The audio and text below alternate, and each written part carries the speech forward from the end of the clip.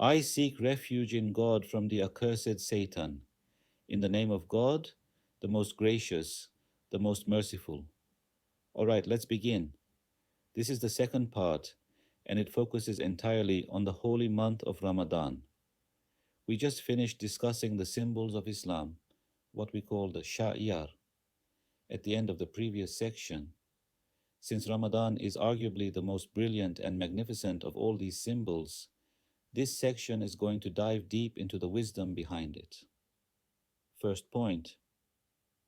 Ramadan is a pillar of Islam and a massive social symbol.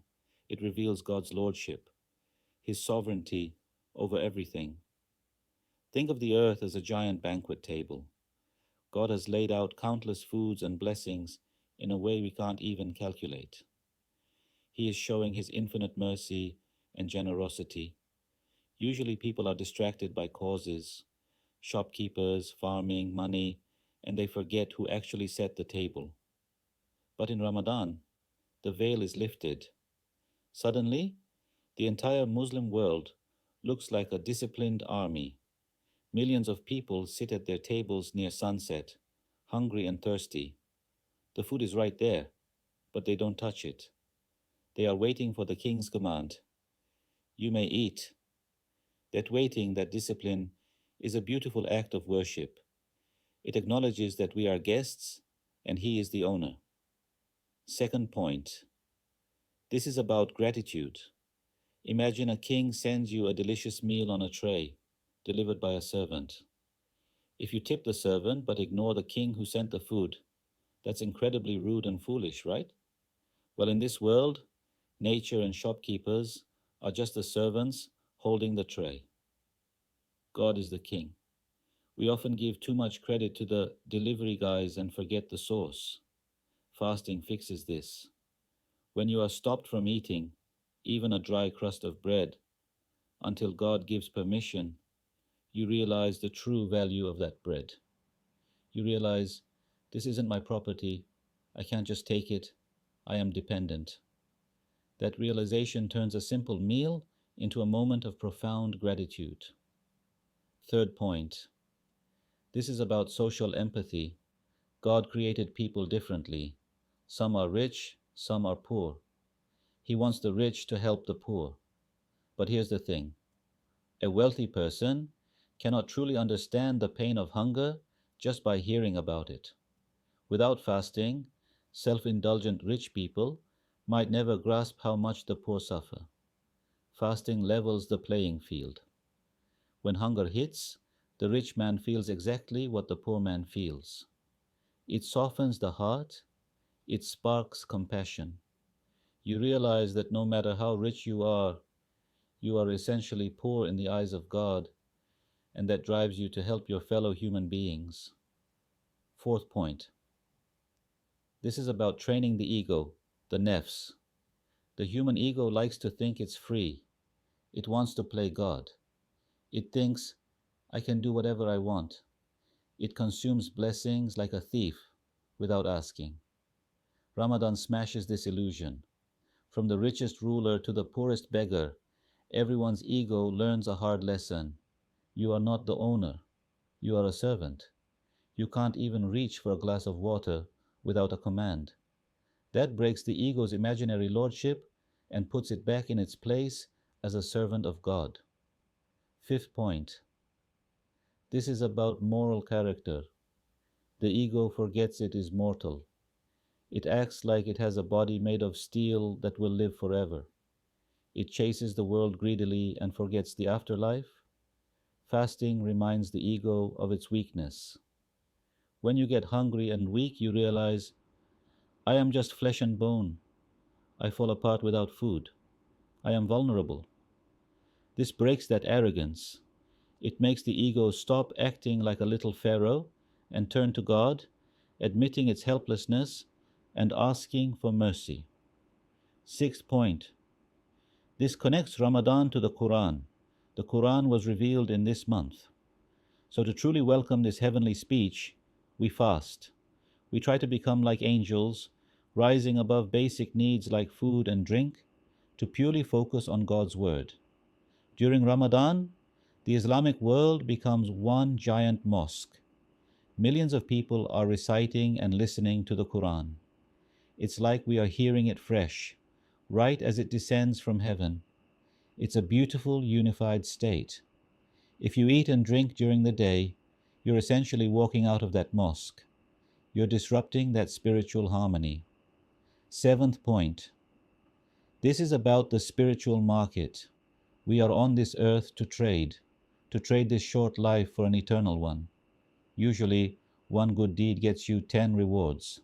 But in Ramadan, the rewards are multiplied by 1,000. One letter of the Quran brings 1,000 blessings.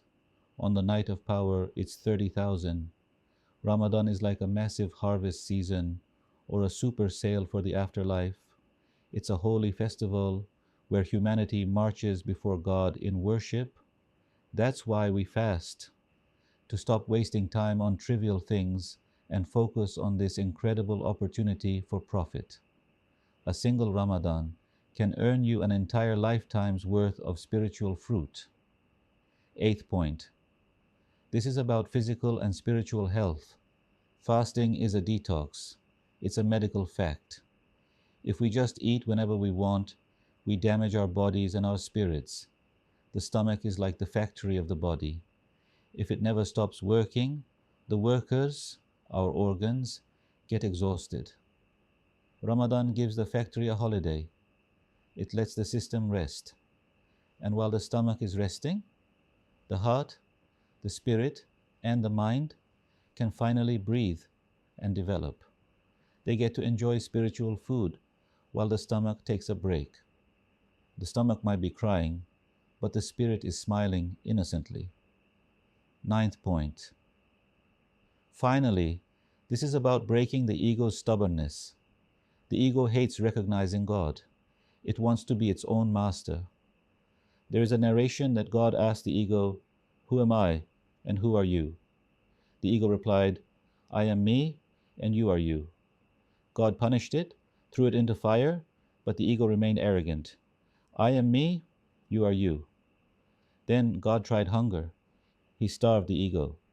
When he asked again, "Who am I and who are you?" the ego, weak and starving, finally admitted, "You are my compassionate Lord, and I am your helpless servant." Nothing tames the beast inside us like hunger. And just a quick note to clarify what I mean by symbols or signs of Islam. Imagine you walk into a town. How do you know it's a Muslim town? You might hear the adhan, the call to prayer, ringing out. That's a sign. You might see people dressing modestly according to Islamic practice. Those are the symbols. And Ramadan? It is the grandest symbol of them all.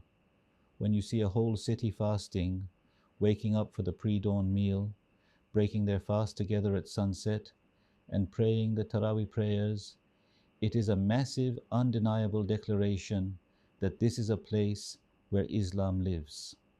So let's look at the wisdom contained in the 29th letter regarding Ramadan.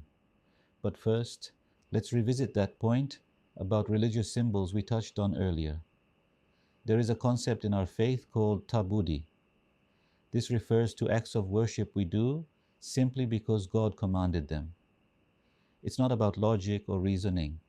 We do it because it's an order. Sure, there might be a practical benefit or a logical reason behind a rule, but that isn't the main motivation. The main motivation is the command itself. Take the shortening of prayers during travel, for example. The rule is to shorten the 4-cycle prayer to 2. Why? You could say, well, travel is difficult, so it makes things easier. That's a benefit, sure. But even if you're traveling in total luxury with zero hardship, you still shorten the prayer. Why? Because the command says so. The practical benefit doesn't change the rule. It's the same with these public symbols of Islam. You can't just change them because you think you found a better way. For example, we recite the Fatiha in Arabic. Some might argue, wouldn't it be better to read it in Turkish so people understand it? They are looking for a practical benefit. But it doesn't matter how logical that sounds. The form of worship is fixed by the command. You can't mess with it. Even if you come up with 100 logical reasons, you cannot change the defined symbols of the faith. Think about the adhan. Someone might say, the whole point of the adhan is just to tell people it's time to pray, right?